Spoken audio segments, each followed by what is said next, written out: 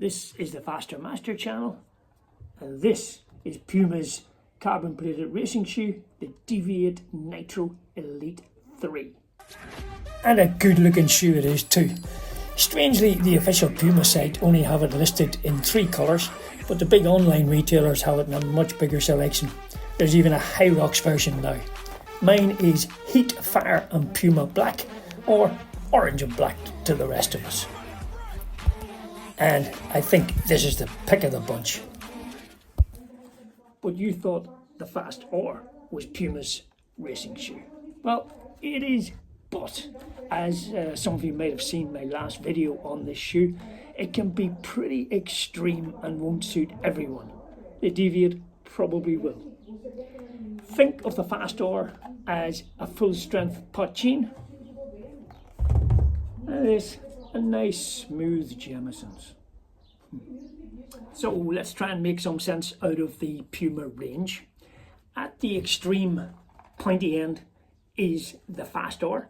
Absolute out and out racing shoe, wouldn't even use it for your warm up. Beneath that, or just beneath that, is our shoe, which is the Deviate Nitro Elite 3, and this is your everyday, every person racing shoe, and I think this is going to make a fabulous tempo training shoe as well. We then have the Deviate Nitro 3, so without Elite in the title, and that is a carbon plated daily trainer, one that you could pick up the pace nicely in. The Velocity Nitro 2, a good daily trainer, and if you need a bit of extra stability, the Forever Nitro 2. And Puma's description of the shoe is high turbo speed, designed for lightweight race day propulsion. It has a carbon plate PWR full length plate, Nitro Foam Elite midsole using premium performance foam technology with a 4-way stretch engineered upper, and Puma grip outsole. Just before we get into the stats, a massive thank you to you all. 10 weeks and 18 videos into its short life, the Faster Master has hit 10,000 viewers. Thank you. And that leads me nicely on to ask any of you who have not yet subscribed, please hit the subscribe button and give us a thumbs up like. It really does help the YouTube algorithm, which really means in effect that YouTube will place our videos in front of many more people. Enough! Let's look at the facts and figures, and first up, the one that's always of most interest to me, the weight. And in my EU 44.5, UK 9.5, US 10.5, the Deviate is coming in at 219 grams, and in ounces, a 7.7 ounces. And to put that into perspective, that puts it about 16-17 grams, or just 1 ounce heavier than probably its main competitor, the Nike Vaporfly 4. Stack height next, and the Deviate comes in with a heel height of 42 mil and a 4-foot height of 34 mil, giving an 8 mil drop, exactly the same as the Vaporfly. Price now, and the Deviate list price is €230, I think £195 in the UK, but lots of offers out there. This pair for me was €185, which is about 155 sterling. And if ever there was a bargain, this is it. And what about the upper and the fit? Well, fairly standard, slightly stretched upper. Looks breathable. Nice bit of padding on the tongue, just where the laces will cross. A little bit of padding, not a lot on the heel. Zero heel counter, zero, just doesn't exist. Very typical of a racing shoe. It's not a sock liner. I don't know what you can see in there. Just the tongue stitched at the bottom. but I don't think it'll slip because the laces go through the tongue here to hold it in place. What else?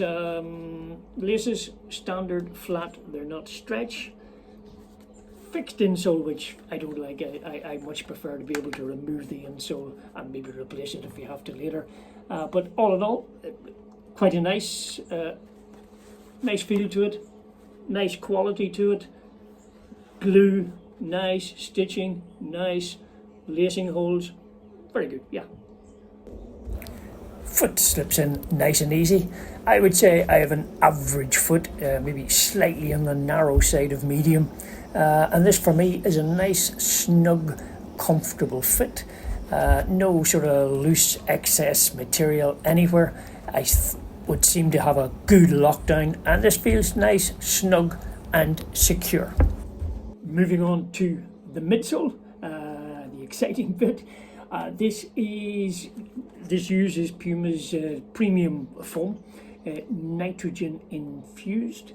And if you want to know what nitrogen infused foam might be in layman's terms, get yourself a bar of dairy milk chocolate, break it in half, have a look at the middle, then do the same with an Aero bar, and that is something similar to nitrogen infusion.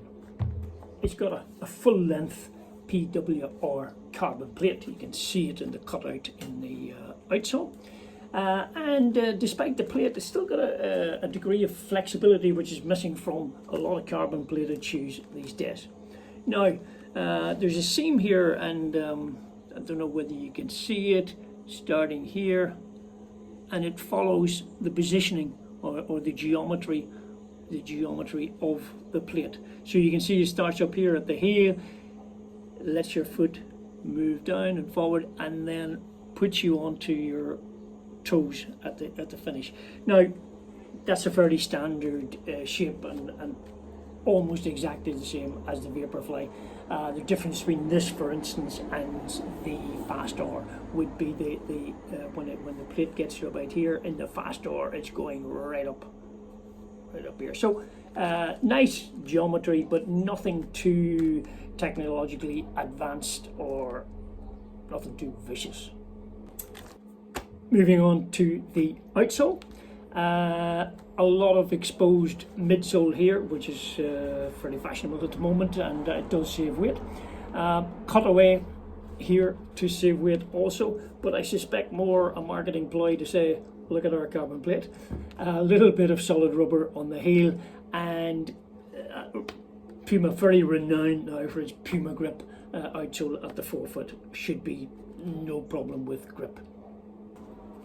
So, put all that together, and what do we get? What's it like to run it? Well, I've got a big 10,000 meter track race, my first ever 10,000 on the track, in a week or so's time, and I'm still fairly undecided what shoe to wear. So I thought, rather than test these on the road, I'll test them on the track. And very nice they were too.